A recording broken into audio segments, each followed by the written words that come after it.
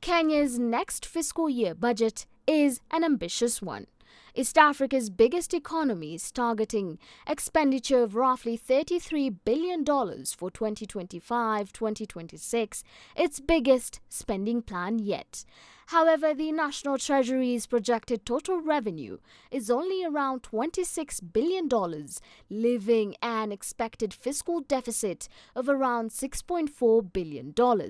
But how does it plan to cover the shortfall? Through even more domestic and foreign loans, a policy many financial experts are very wary of. Our public debt stock, not exactly something to be proud of. Our hope and our call out to the government is to be able to just arrest the growth of that public debt stock so that we don't find ourselves in a precarious situation. If you recall, in the middle of last year, there was some fear that we would default. Thankfully, we did not default, but a lot of economic experts will tell you that we took from Peter to pay Paul. That's 11.35 trillion Kenyan shillings, just about $88 billion of debt stock, or the total amount of debt Kenya currently owes. In terms of debt to GDP, that's roughly at 69% as of the end of 2024.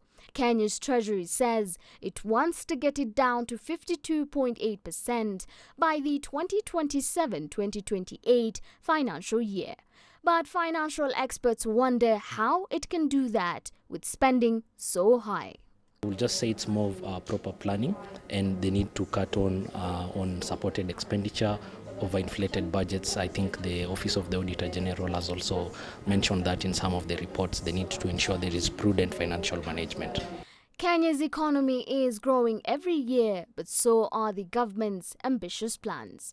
Unless there's a significant increase in revenue to match the rise in spending, then experts say Kenya would only continue to struggle with its debt. If history was to be followed, over the last 4 years, the government for something years, the government has not been hitting the target. So it's growing year on year, but in terms of the target or the plan, the targeted collection, we are never meeting that. On top of this, the government must also keep a close eye on U.S. policy. Kenya was not only hit with a 10% tariff by the Trump administration, but crucial U.S. aid has also been suspended since the president's inauguration in January. Kenya's Treasury Secretary John Mbadi said last month that the country is looking at over a $400 million deficit in the current financial year. With the shortfalls that will be experienced because of the USAID cuts, CS Mbadi and the team at the Treasury will have to look at that and say, how are we going to find resources from what we have? Kenya's economy slowed in 2024 to 4.5%, down from 5.6% the year before. However, it is projected to recover to 5.3% this year, driven by agricultural productivity and a resilient services sector.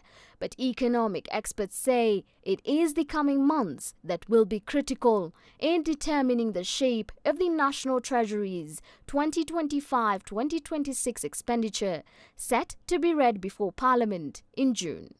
Najma Abdulrazak, CGTN, Nairobi, Kenya.